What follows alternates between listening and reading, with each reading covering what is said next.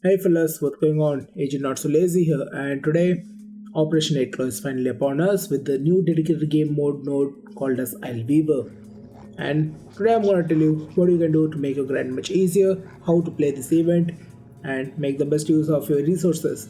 So step along with me and consider dropping a sub so you can join me with the ride. First thing, Isleweaver node is going to be a permanent node, but the event, that being Operation 8 Clause, will be temporary till July the 17th, along with this limited time rewards.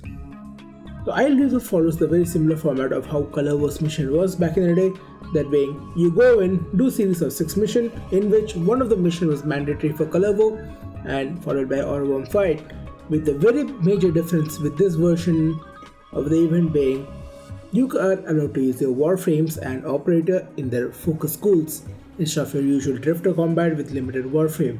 So you can feel free to bring your any loadout. Ideally, you want to use your personal loadouts. There are a few tricks I'll get into the later part of the video, which will help you bring same loader multiple times into the mission. Though it may get patched in the future by the time this video releases, so I'm not sure will it stay on or not. Going into Operation 8 Clause mission, that being Isleweaver, we are presented with 6 challenges going in which one of them is a mandatory fight against Oraxia herself, which drops the resource called as Temporal Dust and Spittler's Husk. Okay, Temporal Dust is not a drop by Oraxia herself, but the thing is, once you're done with the boss fight, you will see a lot of Entrati Lab containers. Break them, and if you have the decree called as Bountiful Harvest, even better, you get double to drop. So what you do is go into the boss room, engage with Oraxia. She has a phased fight of like 4 stages, that being you fight her, she goes into the wall, brings down the spiders which can nullify your abilities, so be careful around that unless you don't take them out pretty quick. Followed by Oraxia's fight once more, and then you face the mini spiderlets along with fighting her. So that's the 3 stages of a fight. Once you kill her, you are granted Scuttler's Husk. If you're in Steel Path, you definitely get the higher number. I'll put up on the screen for how much Scuttler Husk you can get per Oraxia's run. And if you are one among the players who likes to make it more fast just to farm the frame, you can go in, challenge Oraxia as soon as the stage is done, claim your decree, and pause the game, quit. Quit as in return to your drum zone or your orbiter or whatever is the base of operation. So that's how it's done. And next thing is Temporal Dust is a part of kills for every murmur you get. So if you are lucky, this will drop from the enemies, or you can just break any of the containers which looks like from the Entrati Labs to get a guaranteed drop sometimes. I'm not sure it's a guaranteed drop, but it does drop quite a lot, and I have about 600 by now. I don't have a resource booster, just for your information, and that's all I can say. I have done close to 12 runs so far, each run varying between 15 minutes to 45 minutes depending on how bad the game was. Yes, there are some minor bugs which requires host migration certain times, but it's definitely playable as of now. I haven't seen any single hotfix as of yet, but it may come maybe tomorrow, who knows. So what happens is, once you're done with Oraxia's stage, this can be usually around like 3rd stage or 6th stage depending on how random it draws, but definitely it's not the first one, I can say that, because the boss fight is pretty tanky. And once you're at the last stage, you're supposed to fight the Fragmented one, which is the final boss of this event, that being, he's the same boss you face in your Entrati Labs assassination mission, and it has the same pattern, with the only difference being the boss has certain one-shot kill moves, so you need to be pretty Floor Lava moment and fly around. Other than this, once you're done with this stage, you are awarded with what is this resource called? Dominus Auris.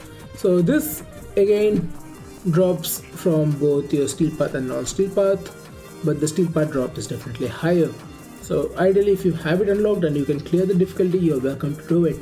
And then once this is done, you're also awarded 15 Pathos Clamp, and given how fast the nodes are cleared per like run, it's pretty like 25 minutes is the average I have taken for myself after every run. So I was able to rack up my Pathos Club like crazy. I really hated doing Steel Path of the very experience because you need to do more than 6 missions certain times just to be strong enough to kill the boss fast. But if you are not strong enough, Dominus Tracks also assist with Impernator, which is modded pretty crazily, I have to say. Like the red crits, when it happens, it damages the boss really fast, but that's pretty deep into the boss fight. And then coming to the last part of this event, I have a spreadsheet prepared, so I'm going to pull this up on screen so you guys can, you know, get to the cost of every set. I have put together and I saw that the final cost of all the set items, that includes the Warframe itself, the 3 new weapons, 1 helmet duplicate, and the 5 scenes, you are spending close to 653 Scuttler's Husk. If you don't want the helmet or the scenes, you are spending 408. That's quite reasonable given each run gives you somewhere in range of 15 to 20 on Steel Path. That's pretty reasonable and you can get it done within like 20 runs. Also, given that the Oraxia's part also drops from the boss turn itself, like when the stage completes, it also awards sometimes Oraxia's part or the weapons, so that can reduce your grind quite a bit.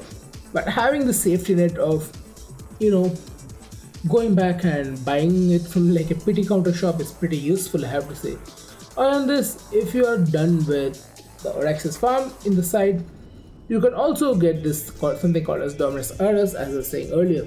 This is used to buy all the event exclusive items as well as a lot of arcanes, and this item only drops after the 7th stage, so you're going to need a lot of this, I'll say, if you want to clean out the shop by July the 17th. This is going to be a bit of a spicy one since DE hasn't patched since the launch of the very experience, that being you being able to retain your last loadout even if you have one quad roll once.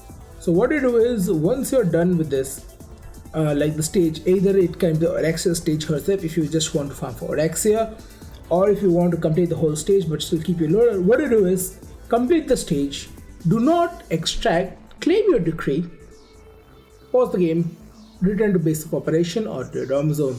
This will allow you to save your rewards but exit without saving it, basically. So you get the rewards but not the other things, if you get what I mean to say.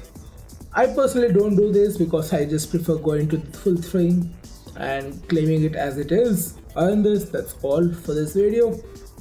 Hey, post recording lazy here. So what happened, I forgot to mention that where you can get the items, so I'm doing it right now. You can get these items either from Archithis or Dominus Tracks. Both can be accessed to the Dom Zone. That is because during the event alone, Dominus Tracks will be present in the Dom Zone. But just since the reward is a permanent one, that being for Oraxia, they have also added the option to do it from there. So I thought to bring this up once because while editing I realized that I didn't mention it. So yeah, hope you will learn something from this, and till then, take care. This has been Agent Not So Lazy, and I will see you soon once more. Peace.